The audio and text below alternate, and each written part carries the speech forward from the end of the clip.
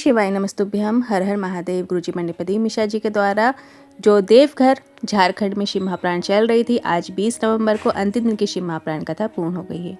आज की कथा में गुरुजी ने जो जानकारियां दी हैं, उपाय बताए हैं, पत्र पढ़े हैं, सभी की जानकारी आपको इसी वीडियो के माध्यम से प्राप्त होने वाली है। साथ ही गुरुजी के बताए सभी उपाय जो इस कथा में, जो 7 दिनों की कथा में गुरुजी ने जो उपाय बताएं, सभी उपायों की जानकारी आपको इसी एक वीडियो के माध्यम से प्राप्त हो जाएगी। साथ ही 21 नवंबर मार्गशीर्ष माह का शुक्रवार का दिन है। इस दिन किया जाने वाले उपाय की भी जानकारी आपको इसी वीडियो में प्राप्त होगी। किसी कारणवश यदि आपने आज कथा नहीं सुन पाए हैं तो पूरी कथा का रास्ता तब आपको एक छोटे से वीडियो से प्राप्त होने वाला है। तो बढ़ते हैं आज की कथा की पहली जानकारी की ओर। गुरुजी ने कहा, व्यक्ति जीवन में सबसे ज़्यादा सुखी कब होता है? व्यक्ति जीवन में सुखी तब होता है जब सब में, प्रत्येक चीज में अच्छा ढूंढने का प्रयास करने लगे। हमारे घर में जो भी सदस्य हैं परिवार के, उनमें हमेशा हम अच्छी चीजें ग्रहण करें। बढ़ते हैं आज की कथा की दूसरी जानकारी की ओर। अगली कथा की जानकारी देते हुए गुरुजी ने कहा, ये कथा तो आज पूर्ण हो जाएगी, आज 20 नवंबर को पूर्ण हो जाएगी और इसके बाद गुरुजी की जो अगली शिव महाप्राण कथा है वो 26 नवंबर से शुरू हो जाएगी। और ये जो कथा है ये आरी डोंगरी भानु प्रताप नगर छत्तीसगढ़ में शिव महाप्राण कथा होगी। और कथा का जो समय रहेगा वो 2 बजे से 5 बजे तक रहेगा। यदि आपके क्षेत्र में ये कथा हो रही है तो कमेंट के जरिए जरूर बताइएगा। बढ़ते हैं आज की कथा की तीसरी जानकारी की ओर। नंदी के पास बैठो तो 2 क्षण नहीं बैठ सकते तो खड़े हो जाओ और भोलेनाथ के दर्शन करो और अपने मन की बात करो, वो शिव जरूर सुनेंगे। बढ़ते हैं आज की कथा की चौथी जानकारी की ओर। एक पत्र आया जिसमें लिखा था कि जो मेरा बालक है वो ना ही बोल सकता है, ना ही सुन सकता था, ना ही देख सकता था और ना ही वो चल सकता था। 2019 में जब रुद्राक्ष महोत्सव हुआ था तब ये अपने बालक को लेकर कुबरेश्वर धाम सीहोर गए थे और वहाँ पर उन्हें कहीं पे भी जगह नहीं मिली थी और वो गौशाला में बैठकर उन्होंने पूरी कथा का श्रवण किया।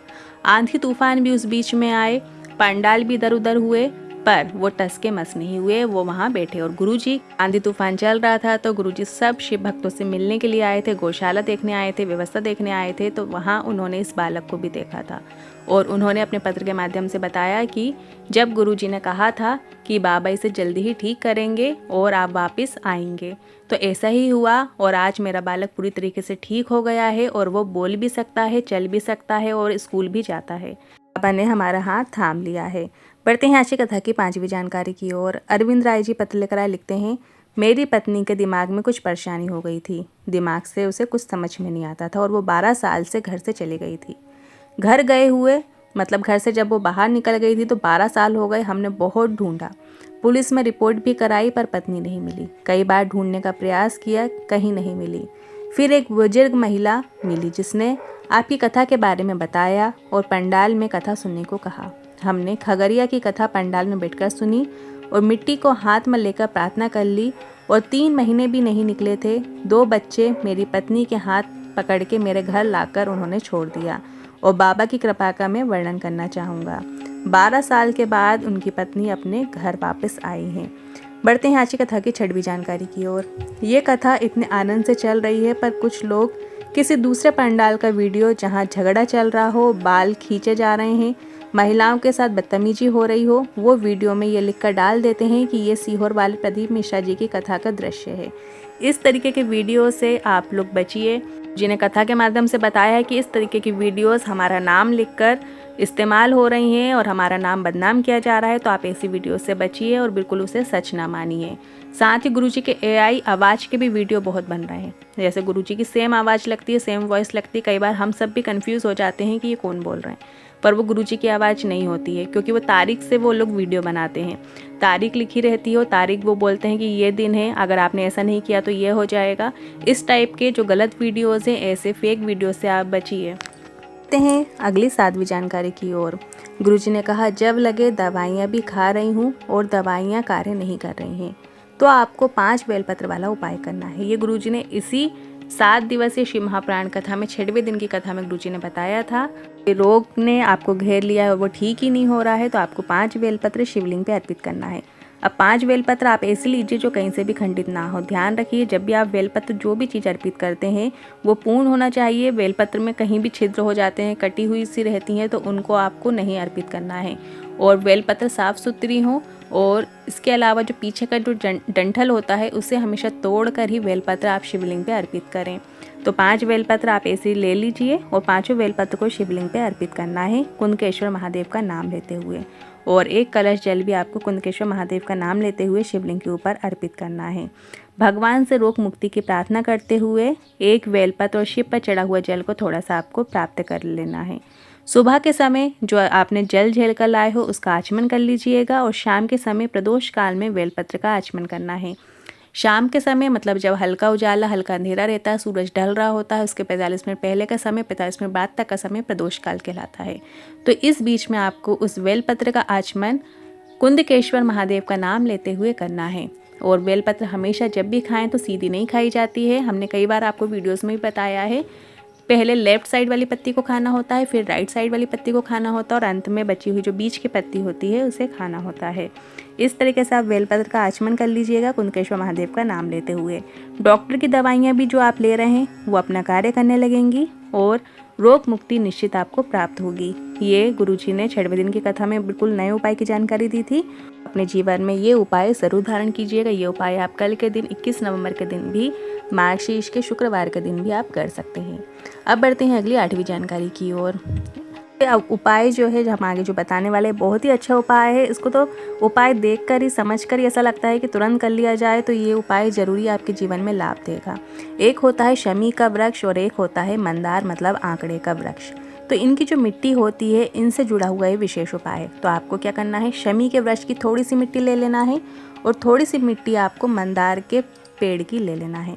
कई लोगों के कमेंट आए थे कि हमें मंदार के मतलब जो आंकड़े का वृक्ष होता है उसकी मिट्टी नहीं मिल रही है या शमी के वृक्ष की मिट्टी नहीं मिल रही है, तो आप पहले से उसकी व्यवस्था करके रख सकते हैं।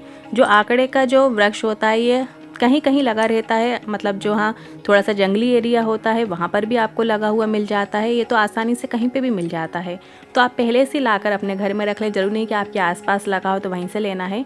आप जैसे कहीं बाहर भी जा रहे हो तो बीच में कहीं दिख जाता है तो आप उसकी मिट्टी पहले से लाकर अपने घर में रख सकते हैं।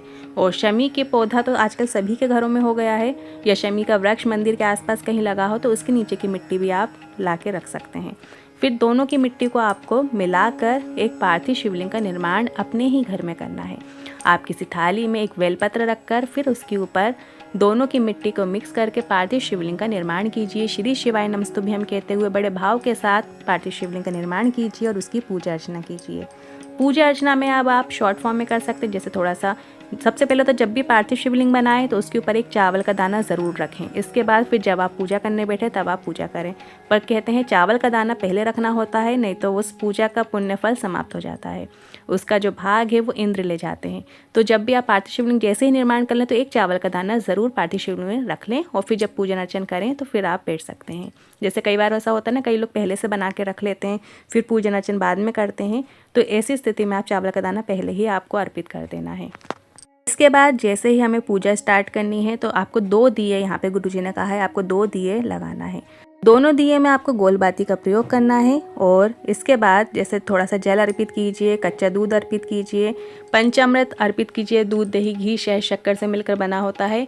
या जिस तरीके से भी आप जैसे भी मन से जैसे भी सामग्री से आप पूजा करना चाहें कर सकते हैं। शॉर्ट फॉर्म में जैसी आपसे बन सके वैसी पूजा कीजिए। जल चढ़ाइए, दूध अर्पित कीजिए, फिर से जल चढ़ाइए, त्रिपुंड बना दीजिए या फिर अष्टगंध चंदन लगा दीजिए, चावल अर्पित कीजिए, दूर्बा अर्पित कीजिए, बेलपत्र अर्पित कीजिए, पुष्प अर्पित कीजिए, चावल के दाने अर्पित कीजिए। इस तरीके से पार्थिव शिवलिंग की आप पूजा जैसी आपसे बन सके वैसी कीजिए। इसके बाद इस पार्थिव शिवलिंग का आपको विसर्जन ज़रूर करना है। विसर्जन आप ओम महादेवाय नमः, ओम पशुपतये नमः मंत्र से भी आप विसर्जन कर सकते हैं, या आप थोड़ा सा जल अर्पित कर दीजिए। गुरुजी ने ये उपाय 5 या 7 शिवरात्रि करने को कहा है। या फिर आप प्रदोष में 2 प्रदोष आती हैं हर महीने, एक शुक्ल पक्ष की प्रदोष आती है, एक कृष्ण पक्ष की प्रदोष आती है। आप दोनों में से किसी भी एक प्रदोष में ये उपाय कर सकते हैं। या तो आप शिवरात्रि पे कीजिए या फिर आप प्रदोष के दिन ये उपाय कर सकते हैं। गुरुजी ने कहा है अगर आप ये उपाय कर लेते हैं, पार्थिव शिवलिंग का निर्माण कर लेते हैं, तो किसी के सामने आपको हाथ फैलाना नहीं पड़ेगा। बाबा आपका हाथ थाम ही लेंगे। किसी भी चीज़ की कोई समस्या, दिक्कत आपको देखने को जीवन में नहीं मिलेगी। अब बढ़ते हैं अगली 9वीं जानकारी की ओर। उपवास करता है, भगवान की भक्ति करते हैं, फिर भी जीवन में दुख हैं, तकलीफ हैं, कष्ट बने हुए हैं, तो आपको एक सरल उपाय करना है। गुरुजी ने कहा 1 चावल का दाना रोज शिवलिंग पर चढ़ाने का नियम बनाएं, प्रयास करें। या फिर 1 पुष्प की पंखुड़ी शिव पर रोज चढ़ाएं, या फिर आप 1 शमी पत्र आपको रोज़ अपने ही घर के शिवलिंग पे भी आप चढ़ा सकते हैं, या आप नज़दीकी मंदिर यदि आप जाते हैं तो आप वहाँ पर भी एक चावल का दाना या एक शमी पत्र या एक पुष्प की पंखुड़ी ज़रूर अर्पित करें।